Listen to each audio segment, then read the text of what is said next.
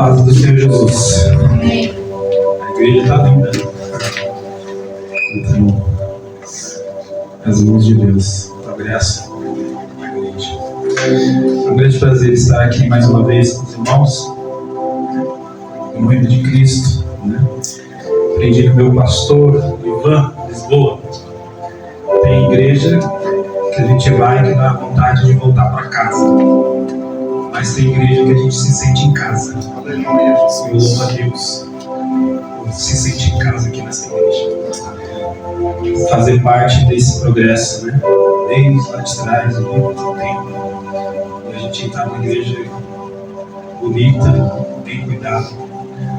A gente fica feliz. Aleluia. Estou aqui com a minha esposa, a pastor Sara, que apresentou aí, minha companheira de luta, mas também de bênçãos, né? Então eu fico feliz por estar como o nosso pastor aqui diz, a hora se avança, né? E quando nós pegamos esse microfone, a hora ela voa. Então eu convido os irmãos a ver Lucas, capítulo 22. Lucas, capítulo 22, o versículo que nós vamos ler é a partir do versículo 14. Lucas, capítulo 22. Nós vamos ler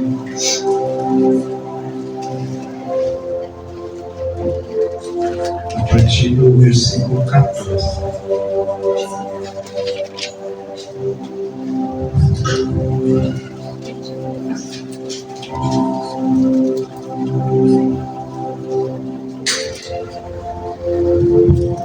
Todos digam amém, aqueles que acharam.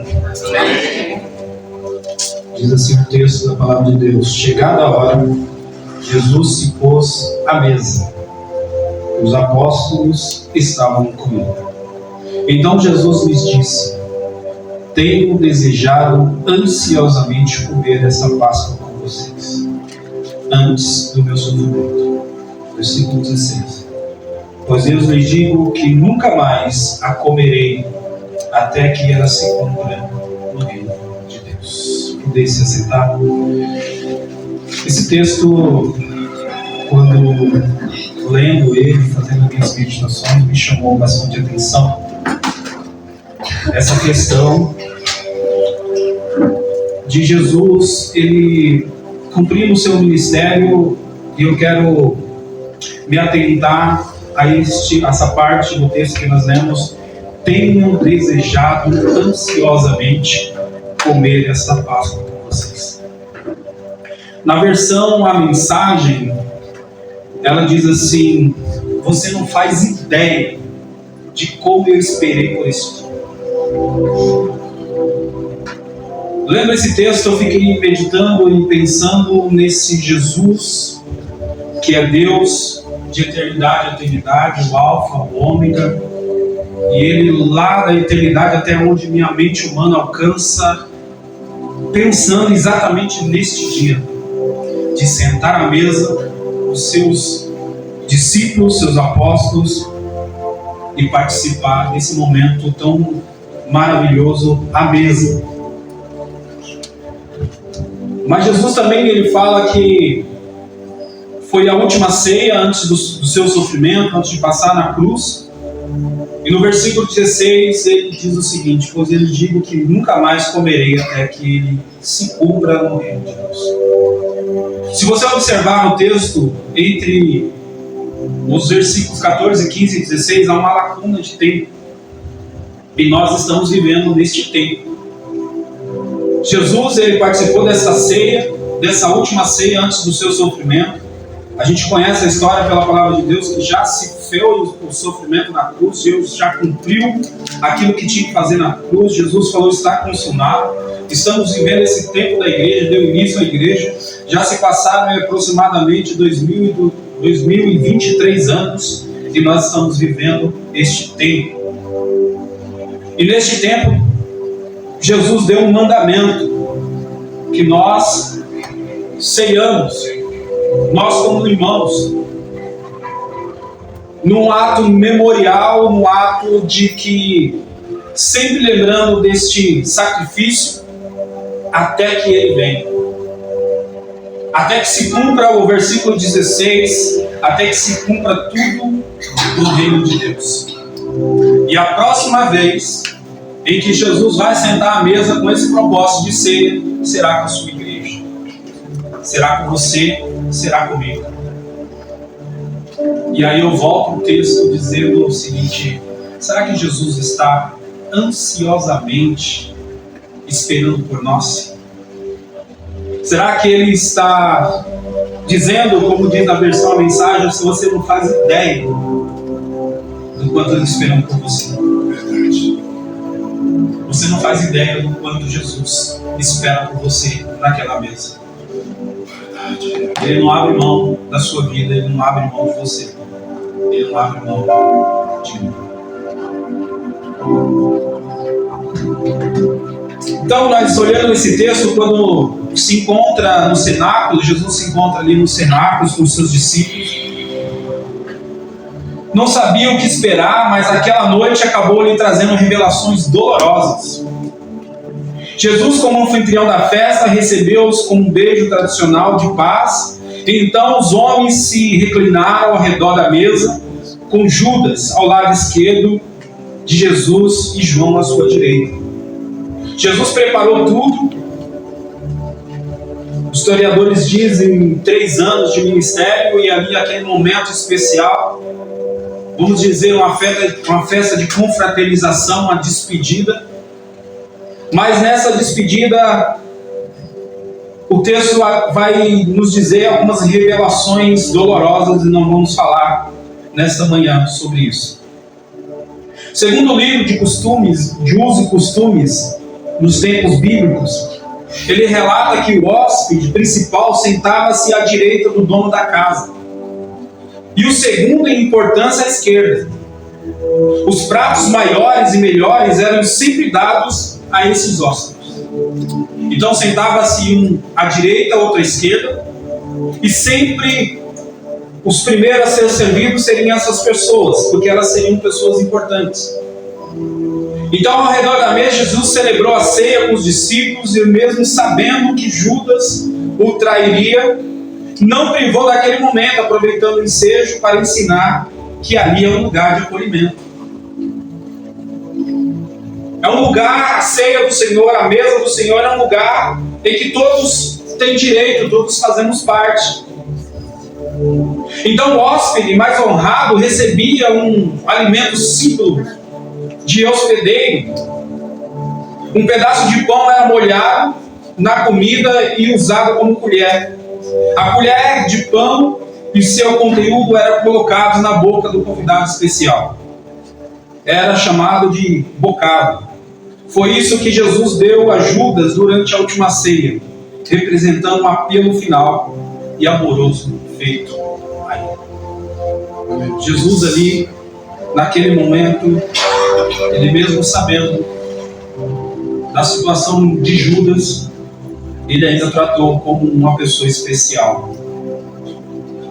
Então, quando era chegada a hora, Jesus pôs-se à mesa, estavam junto com eles os seus discípulos. E Jesus revelou o seu amor, expressou a seus amigos seu desejo profundo de compartilhar com eles a última ceia antes do seu sofrimento. Por isso eu trago como sugestão nesse dia tão importante a importância da mesa. A importância da mesa. Toda casa ela tem uma mesa, ou quase todas, porque algumas às vezes as pessoas não vê essa importância. A mesa é um dos elementos pedagógicos usados por Cristo para ensinar, transformar a vida de 12 homens com história e vivência diferentes. Foi a reunião em torno da mesa. Como eu já disse, toda casa tem uma mesa. Então a hora da refeição é considerada pelos psicólogos, pelos psicopedagogos e pediatras muito importante para a educação. Não só a mesa é alimentar, mas psicológico, existencial às crianças. É importante para a educação. É o momento que você tem com a sua família de sentar ali à mesa, e é o momento que você tem de conversar, de expressar o seu amor, de corrigir. Estudos da Escola de Pedagogia de Harvard nos Estados Unidos, revela que quem compartilha regularmente as refeições com a família, além de comer melhor, tem maior bem-estar físico e emocional. Então a gente vê a importância da mesa. No Centro Nacional de Dependências e Abuso de Drogas na Universidade da Colômbia, nos Estados Unidos, foi descoberto que quanto mais refeições são feitas junto com os pais, mais os filhos dão bem nas escolas. Então, quanto mais junto na mesa, nas refeições, mais as pessoas, a família se dá bem. E há também a probabilidade de beber, menos de probabilidade de beber, fumar, usar drogas, ficarem deprimidos, brigarem e desenvolver distúrbios alimentares.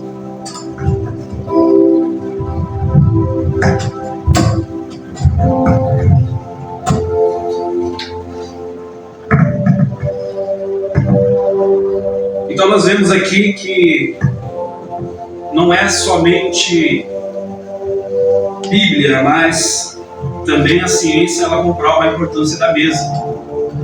Mas também não é só ciência, mas a Bíblia também comprova. Ela fala sobre essa importância da mesa. Amém, Jesus. E eu quero falar com vocês sobre exatamente isso. Que a Bíblia nos ensina sobre a importância da mesa. Que a mesa é um lugar de reconciliação. A mesa é um lugar onde você tem a oportunidade de reconciliar e perdoar. A Bíblia diz lá em Gênesis, do capítulo 42 até o 45, que José perdoou os seus irmãos, e isso se deu numa mesa. Quando José foi perdoar os seus irmãos, ele disse aos seus empregados ali, dizendo o seguinte: prepara uma mesa, eu quero receber meus irmãos ali. Então você vê a importância de uma mesa. A Bíblia relata sobre essa questão. Também sentado à mesa, Jesus teve seus pés ungidos por uma mulher e ensinou que quem sabe quando foi perdoado consegue expressar um coração mais grato e adorador.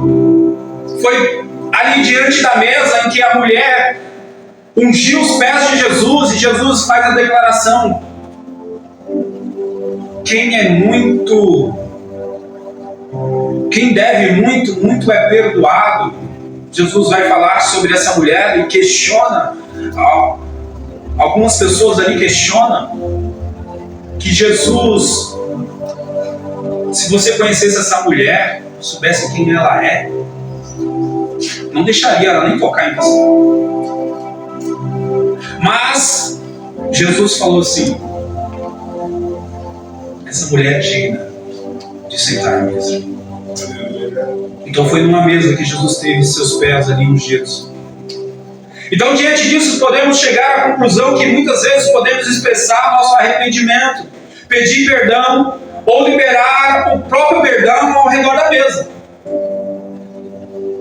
Então a mesa na sua casa não é simplesmente um lugar de refeição, também é, mas é uma oportunidade que você tem de sentar com seus filhos, com seu esposo, com a sua família ao redor e liberar o perdão. Aleluia. De conversar, de expressar, de expor os seus sentimentos. Mas a roda da mesa também é um lugar de lembranças.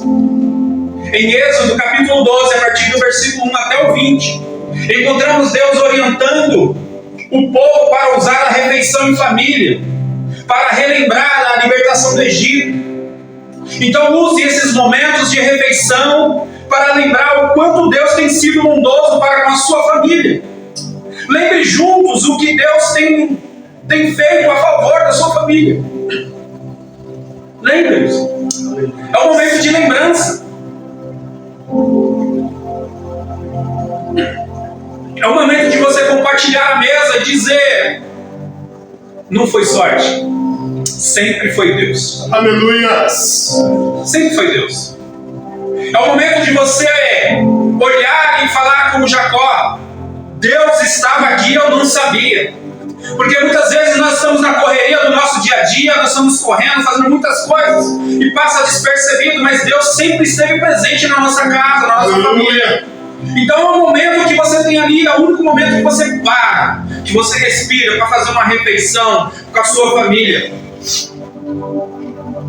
E é um momento de você lembrar, como diz o louvor, lembra de quantas bênçãos são, vinda da divina unção.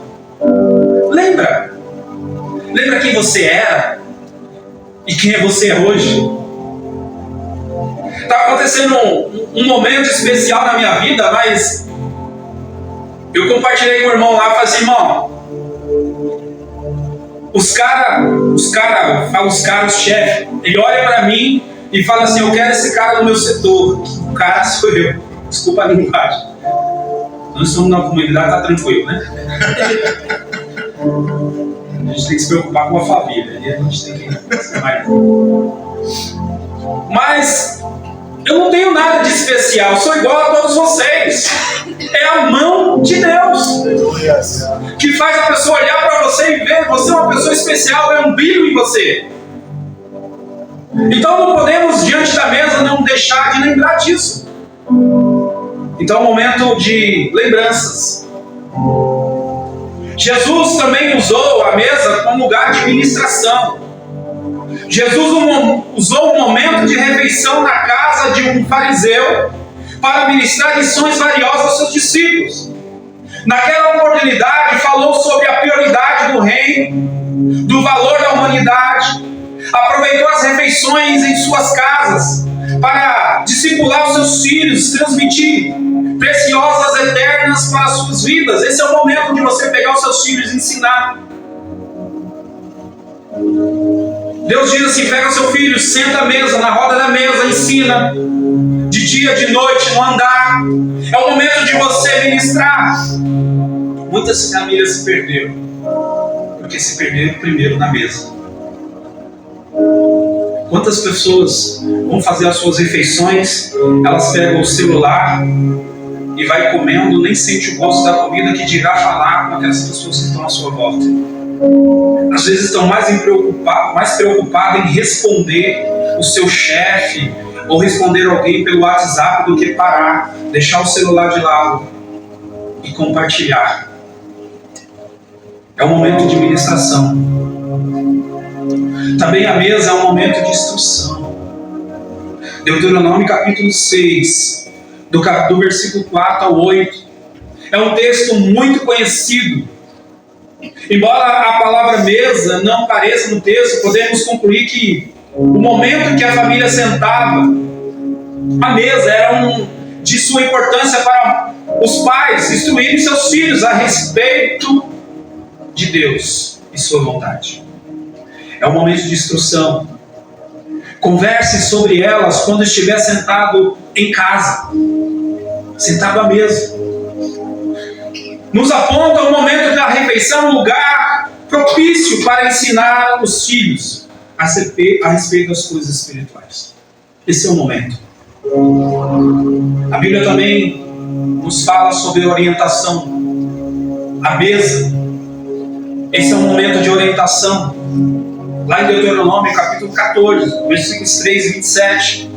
É um texto que narra sobre os alimentos proibidos e permitidos em Israel.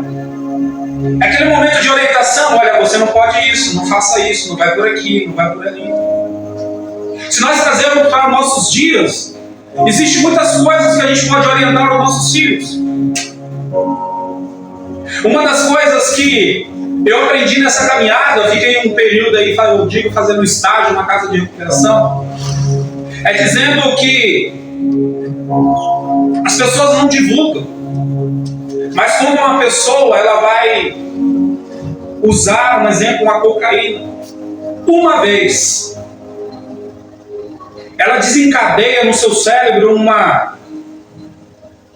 um desejo muito grande, que não dá para explicar aqui, detalhadamente, numa outra oportunidade eu vou explicar. Mas uma vez que ela usou, ela desencadeia um vício sem volta. Ou diria quase sem volta, porque a gente tem Jesus. A ciência, a medicina não tem uma solução para isso. É considerado o vício pelas drogas como uma doença progressiva, sem cura e pode levar à morte. Mas no momento da mesa é um momento de orientação. Ó, não faça. A maioria das pessoas entram nas drogas por curiosidade. Por às vezes ela acha a pessoa legal, a pessoa está ali agitada, e fala, vamos ver como é que é isso, por curiosidade. Então a mesa é um lugar de orientação.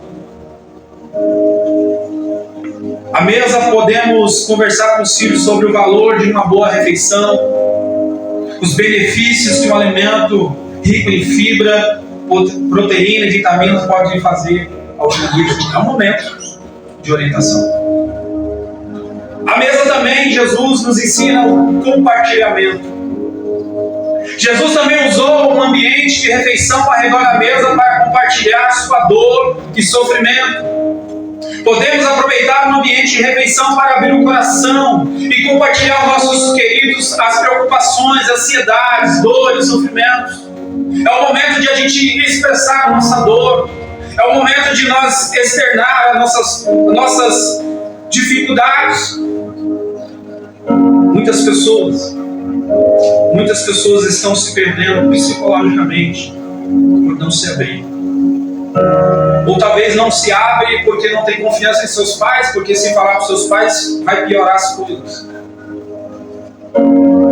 Mas é um momento de você compartilhar, é um momento de você externar aquilo que está te causando dor. A mesa também é um lugar para sonhar. Gênesis capítulo 24, do versículo 50 ao 60, narra como se deu o acerto de casamento de Isaac e Rebeca. Podemos usar as refeições em família para compartilhar com os filhos, com os pais e mães, a respeito dos maridos e esposas. Aproveite as refeições em sua família e converse com seus sobre casamento, namoro, noivado. Um grande tabu na igreja hoje se avançou mais é dos pais falar com os filhos sobre a sexualidade. É um momento de sonhar. E quando nós falamos de sonhos, a gente pensa profissão, a gente pensa numa casa própria, num carro, em bens materiais. Mas a gente nunca pensa em futuros maridos para os nossos filhos, ou esposa. Orientar os nossos filhos a ter uma família que ande na presença do Senhor. A mesa também é um lugar de alegria. Jesus usou a figuração da refeição para falar de alegria. Cear com alguém que está associado na cultura hebraica a momentos de alegria. Transforme as refeições de sua família em momentos de alegria, de riso e de contentamento. Diz a frase que diz assim: sua mesa deve sempre ser vista como um lugar feliz, de interação, calor humano e aceitação. É um momento de se alegrar, é um momento ali de dar risada, é um momento de estar junto. Então a Bíblia nos orienta sobre a importância da mesa. Nós temos aqui diante de nós uma mesa, talvez culturalmente, talvez por tradição, ou porque a gente está no automático, que todo mês a gente tem a ceia do Senhor, a Santa Ceia, enfim. A gente entra no automático. Às vezes a gente santifica demais esse momento. Hoje eu não posso brigar, eu não posso fazer nada, porque hoje tem Santa Ceia. Não, você não pode brigar, você não pode fazer nada de errado todos os dias. Não é porque hoje é ceia. Às vezes as pessoas falam assim: pastor, eu não vou tomar ceia hoje porque eu briguei com meu marido. mas nos outros dias não usou a mesa para se reconciliar com seu marido. Mas este é o momento. Aleluia. Então, quando nós voltamos ao texto e que nós lemos, quando se encontra no cenário, os discípulos não sabiam o que esperar. Mas aquela noite acabou lhe trazendo revelações dolorosas. Aquele momento era um momento de refeição, talvez para os discípulos como mais umas que Jesus fez, talvez para os discípulos mais um ensinamento, mas aquela noite revelou alguns assuntos que nos causam dor, causou dor naqueles momentos. A primeira coisa que Jesus revelou naquele encontro foi o último encontro. Essa é a última vez que nós vamos sentar aqui e vamos comer juntos. As palavras de Jesus indicam que não haverá mais Páscoa no calendário de Deus. A próxima festa será a grande festa do reino, quando ele voltar para estabelecer o reino na terra. Jesus revela que aquele é o último encontro, é a última vez que a gente vai se ver. E eu fiquei a pensar que, talvez se a gente tivesse essa oportunidade, a gente nunca sabe qual vai ser a última refeição que nós vamos ter com a nossa família. A gente nunca sabe qual foi o último beijo, o último adeus, o último abraço. Porque a gente vive nessa vida tão maluca, de correria. É correria, virou até uma desculpa, né? Quando as pessoas não vêm em algum compromisso, fala assim, desculpa, é a correria. Mas Jesus revela ali o último encontro. Naquele período, ele revela o último encontro. Jesus também revelou a humildade. Naquele momento em que Jesus sentou à mesa, seguido ele cingiu-se com uma toalha, lavou os pés dos seus discípulos, inclusive o de Judas. Jesus olhou além do sofrimento e viu a glória. Olhou além da cruz e viu a coroa. Com todo o seu amor, abriu os braços, envolvendo todos os amigos. Jesus, sabendo que ele ia passar por um sofrimento, Jesus, sabendo que ele ia passar por aquele momento, ele ainda colocou uma toalha, ele desceu. Jesus tinha todo o direito, por ser Deus, de olhar o homem de cima para baixo. E ninguém tem nada com isso, ninguém podia fazer nada, mas Jesus decidiu olhar o homem de baixo para cima. Naquele dia, Jesus revelou a humildade. Uma das coisas que eu aprendi, você, pastor, não é subir de cargo, como a gente tem culturalmente no nosso meio. E às vezes eu vejo as pessoas falando, né? Eu comecei lá na porta, depois fiz isso, fiz aquilo, né? Como se fosse um degrau para subir. Mas eu aprendi que quando você chega nesse lugar onde você está, você desce mais. Porque nós somos chamados para servir. Nós não fomos chamados para ser bajulados. Jesus, ele lê lá em João, capítulo, se não me engano, 13, se eu não estiver enganado, é o 13, que ele fala dessa lavagem dos pés. Jesus, ele fala assim: vocês não entendem hoje o que eu estou fazendo,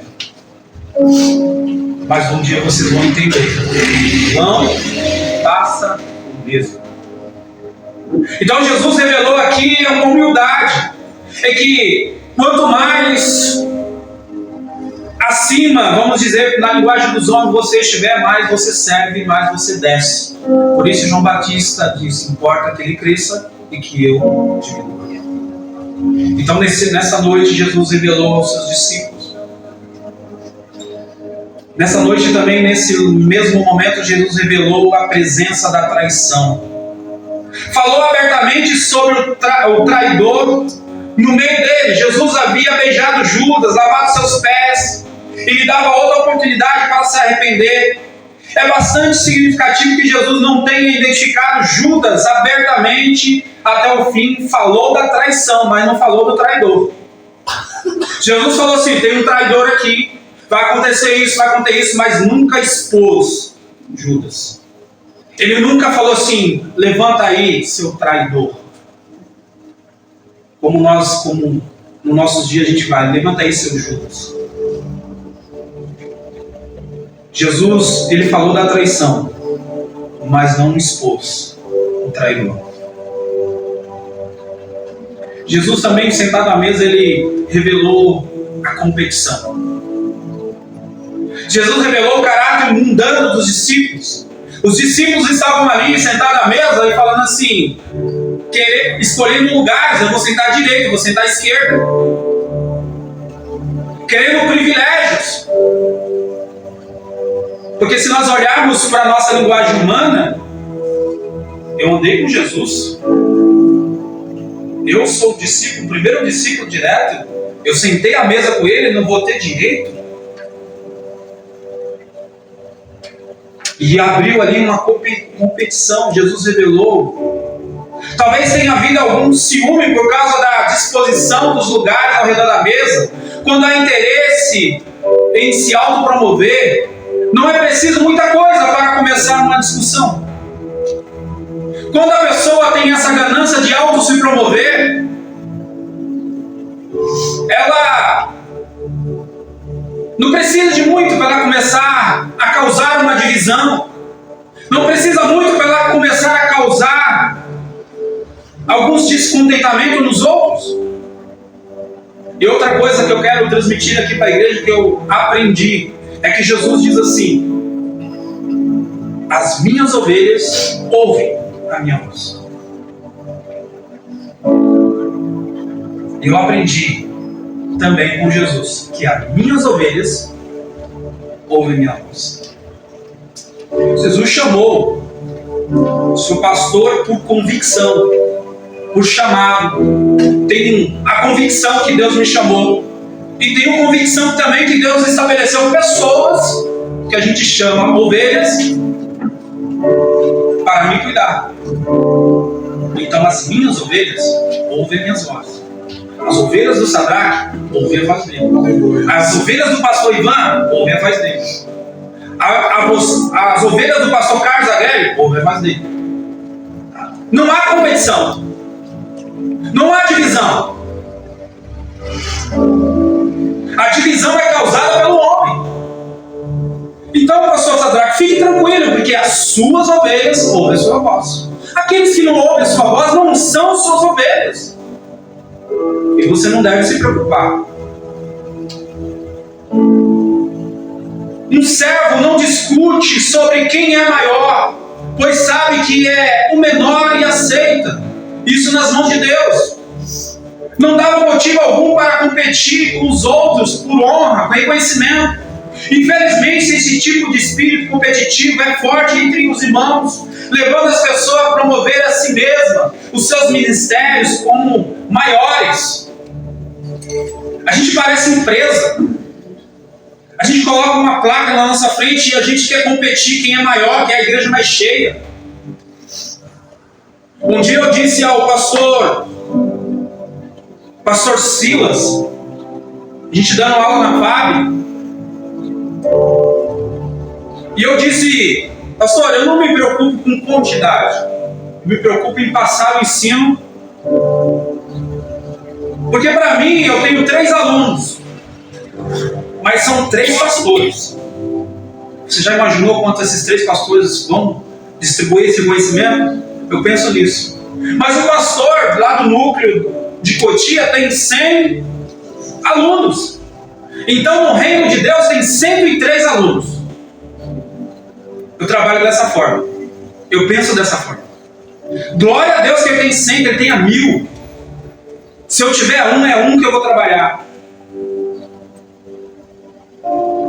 Então, eu não entendo, olhando para a Bíblia, olhando para Jesus, essa competição, quem é maior, qual a igreja mais cheia, qual o ministério que vai fluir. Se for 100 aqui, glória a Deus por isso. Se for 10, glória a Deus por isso também. E se for 1000, glória a Deus por isso. O reino de Deus está sendo acrescido todos os dias. Fazendo discípulo todos os dias. Então nós temos que disputar qual o ministério maior. Não temos. Porque nós estamos trabalhando para o reino de Deus. Não devemos nos importar de ser servos, pois no reino futuro nos assentaremos em tronos. Aliás, o nosso serviço fiel no presente é uma preparação para as recompensas que recebemos no porvir. Jesus deu o exemplo. Primeiro a cruz, depois a coroa. Aleluia. Não é primeiro a coroa. Você não recebe a coroa por a sua igreja ser a mais cheia. Você recebe a coroa por ter servido no reino de Deus. O seu galardão não vem por ter um cargo na igreja. O seu galardão vem por você ser cristão, você ter servido a Cristo, conforme a palavra de Deus. Aleluia. Aleluia. Primeiro a cruz, depois a coroa. Jesus revelou nessa noite também o perigo da autoconfiança. Jesus revelou a negação de Pedro. Trata-se tanto de um aviso quanto de um encorajamento para Pedro e para os outros homens, e as orações de Jesus foram respondidas. A presunção autoconfiante de Pedro é uma advertência a nós, mostrando que ninguém conhece de fato o próprio coração e que podemos fracassar em nossos pontos mais fortes. Foi o momento em que Jesus olha para Pedro e falou assim: não, nós estamos juntos. E Pedro não está mentindo.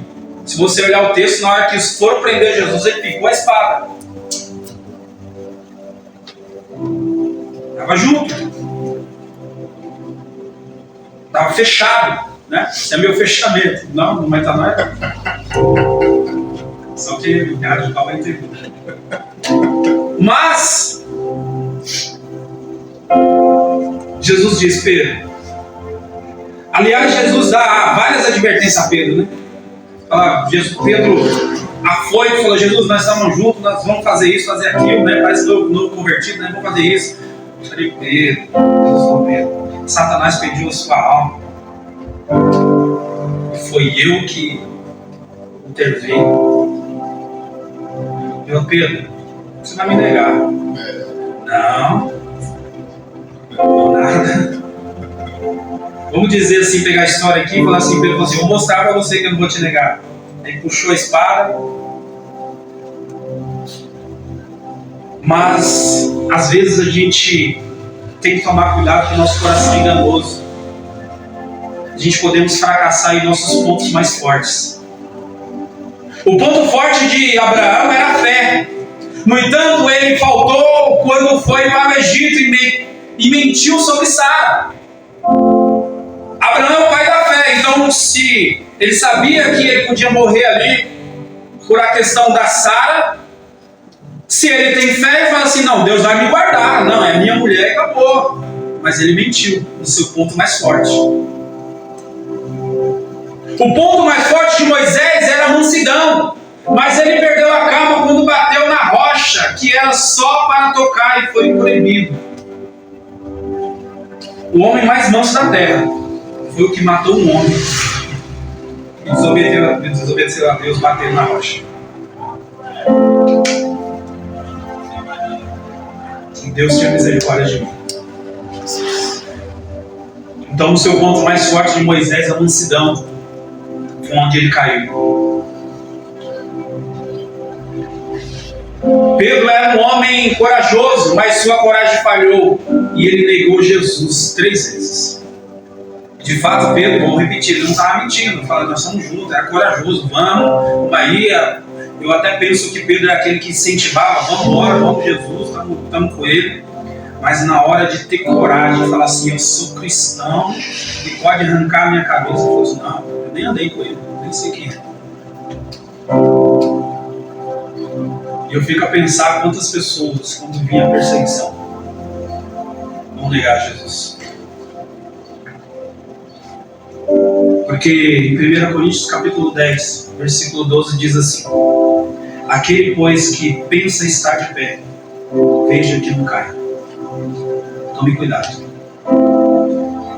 Você acha que você é o super crente, que você faz, é onde você cai. Então Jesus revelou o propósito também da mesa da ceia do Senhor, e nós partimos para o final. Jesus revelou que a ceia é trazer a memória, é um memorial. Trazer a memória é a observância para lembrar o cristão de que Jesus deu o seu corpo e o seu sangue para a redenção do mundo. Devemos olhar para trás. Devemos nos lembrar do motivo de ter morrido por Cristo. Cristo morreu por nossos pecados. Foi nosso substituto, quitando uma dívida que jamais poderíamos pagar. No entanto, essa memória não é apenas uma lembrança dos fatos históricos. Também é uma participação de realidades espirituais. Então é um momento de memória, é um momento de nós puxar a nossa memória, é um momento de nós olhar para trás quem você era. Você não tinha condições nenhuma de estar aqui, você está aqui por causa da graça de Deus, você está aqui pelo amor de Deus, você está aqui por causa de Cristo.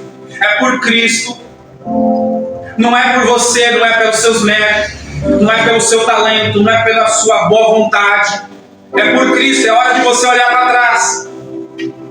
E trazendo para o trabalho mais uma vez, eu fico olhando algumas pessoas que é comportamento do ser humano. Um rapaz, ele, vamos dizer assim, ele furou a fila, ele foi indicado pelo gerente, um cara que tem um cargo muito alto, indicou, põe esse cara aí que ele é bom. Então ele furou a fila por quê? Porque o normal é temporário, faz o seu trabalho, é indicado, efetivação, faz prova, ele cortou o caminho, o gerente indicou, ele entrou efetivo direto. Mas o caso não é esse. O caso é o comportamento. Ele entra dentro da empresa se sentindo, quando na verdade ele deveria entrar com gratidão. Ele deveria entrar, eu estou aqui por causa dele lá. Porque se não fosse ele, eu estava igual aos outros. Esse é o nosso comportamento. Não julgando a pessoa, mas falando sobre o nosso comportamento. Às vezes nós entramos aqui na igreja porque achamos que nós somos alguma coisa, não somos nada. Nós entramos aqui neste momento achando que nós descobrimos a roda. Mas a roda foi descoberta já faz tempo. Nós achamos de que se nós sairmos dessa igreja, acabou o ministério. Nós às vezes se sentimos como Elias. Elias olhou para Deus e disse assim: Deus, eu não estou aqui por causa de mim, né? Estou aqui por causa do Senhor. Porque mataram todos os profetas. Se matar eu, acabou. Acabou, Deus. Aí você pensa, por que Elias falou isso? Porque ele tinha acabado de fazer uma oração que não dava nem 5 minutos, desceu o fogo do céu, matou os profetas de Baal, matou um monte de gente. Deus precisa de mim. Aí Deus olha para Elias, sai dessa caverna, sai desse mundinho, sai dessa bolha, tem 7.000 aí. Aleluia. Ainda tem 7.000 aí que não se dobraram, Elias. Aleluia. Você não sabe de nada. Às vezes você acha que você é alguma coisa, você acha que você está aqui, às vezes pegando um microfone, ou tocando bateria, um instrumento, ou ministrando a palavra como eu estou aqui, e você acha que é alguma coisa, não é. Ainda tem muita gente aí fazendo, tem muita gente aí fazendo. O reino de Deus não é só você. Então nós trazemos a memória. Quem você era, não foi por mérito, não foi por graça. É graça de Deus, é por Cristo.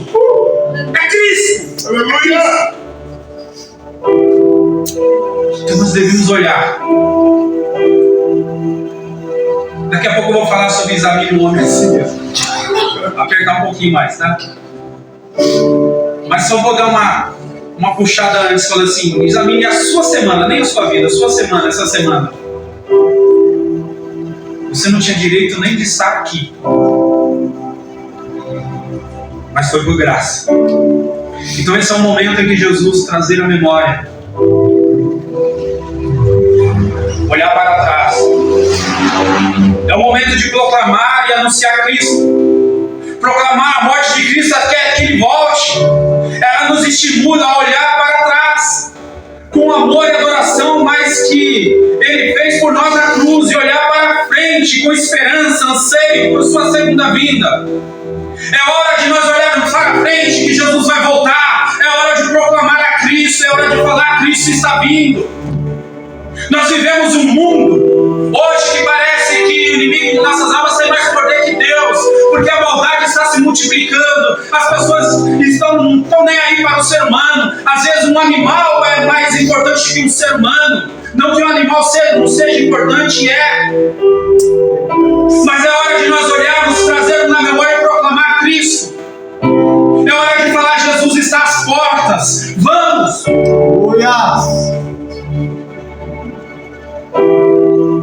Mas eu quero dizer nessa noite que Jesus não perdeu o controle. Como diz o louvor, eu não perdi o controle não.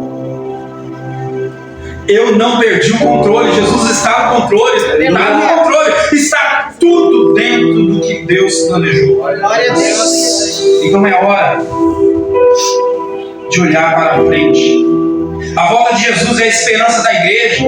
E cada cristão, Jesus Cristo não apenas morreu por nós, mas também ressuscitou e subiu ao céu. E um dia voltará para nós, levar para junto o que devemos ser. Glória a Deus, aleluia. João diz: ainda não chegou o momento, mas ainda vai chegar. E como Ele é, nós seremos. Mas não chegou ainda, não é o momento de nós proclamarmos. Jesus não morreu por nós aqui nesse quadradinho fechado. Jesus morreu por todos, por todas as pessoas, seja boa ou seja ruim.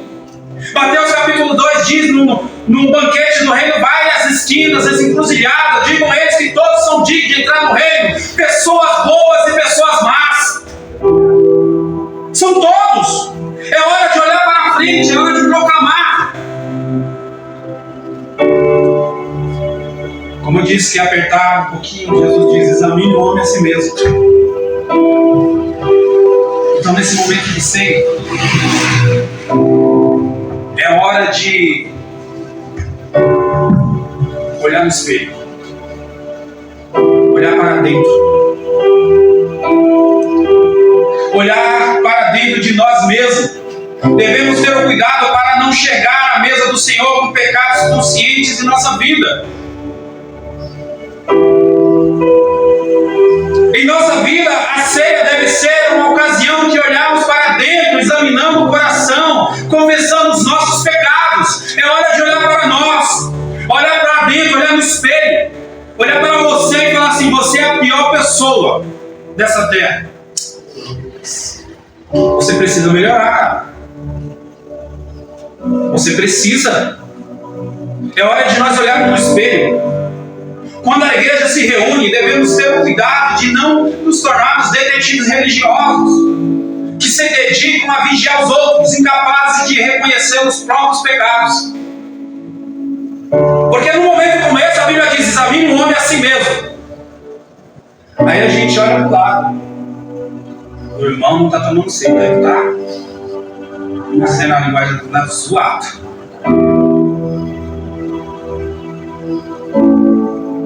Ou, estou sabendo a história do irmão lá e está tomando ceia? Nem casou. Mas a Bíblia está dizendo assim, ó: examine o homem a si mesmo. É hora de olhar no espelho. É hora de olhar para dentro de você. Como está a sua vida?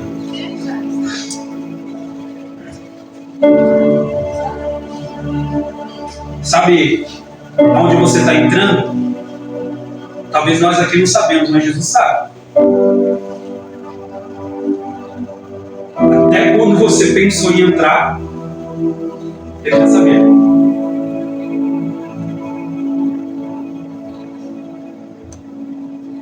Jesus revela também na ceia que lembrar da unidade. Lembrando que somos todos um. A ceia do Senhor não é propriedade exclusiva de uma única denominação cristã. Sempre que participamos da ceia, estamos nos identificando com os cristãos de toda parte, somos lembrados da nossa obrigação de preservar a unidade do Espírito e o vínculo da paz. É hora de lembrar que nós somos um. E vou falar de novo, não somos uma aqui, igreja, frutos da fé. Nós estamos no momento de uma pequena parte do reino. Nós somos um, todos, aqueles que confessaram Jesus como o único suficiente Salvador do mundo.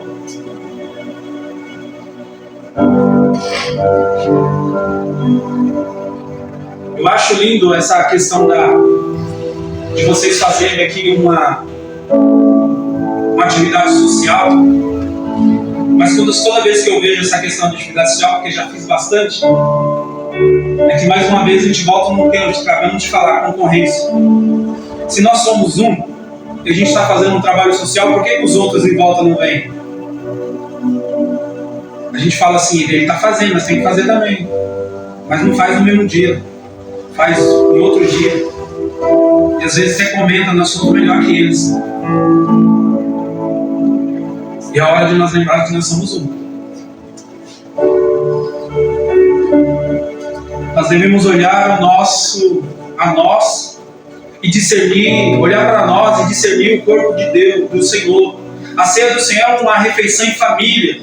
Jesus deseja que seus filhos amem uns aos outros e cuide um dos outros. Será que a gente vive isso realmente? Amar uns aos outros e cuidar uns dos outros. Me lembro uma situação que eu vivi com meu cunhado. A gente foi, eu estava no mundão, a gente foi com uma excursão na praia. Bebemos horrores. E nessa excursão tinha 3 irmãos. E nós vinha naquela besta, naquela van. Meu cunhado vinha atrás, um irmão à direita, um irmão à esquerda, e o outro, do terceiro irmão, na frente. O irmão da esquerda do meu cunhado e da direita começou a discutir com o outro irmão da frente. E foi uma discussão feia. O meu cunhado foi defender o que estava sozinho. Na hora que o meu cunhado entrou, os 3 foram para cima do meu cunhado.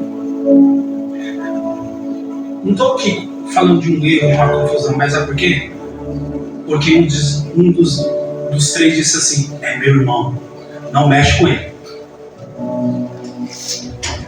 A gente está resolvendo um problema nosso aqui, mas não mexe com meu irmão. O que eu estou querendo dizer com isso? Às vezes alguém vai chegar em você e vai começar a falar mal do outro irmão. E você, em vez de defender o seu irmão, ou apaziguar aquela situação, começa a falar mal do irmão também. Mas você não lembra que ele é seu irmão. Me lembro de uma situação de um rapaz, 2 irmãos caminhando. Talvez você já tenha visto essa ilustração. Um menor e um maior. O menor cansou, ele estava numa estrada, e o menor cansou, ele colocou o irmão dele nas costas e começou a andar. Quando chegou lá na frente, ele falou assim: rapaz, você está levando esse menino nas suas costas? Esse menino é pesado. Larga esse menino aí. Ele falou assim: não, ele é meu irmão.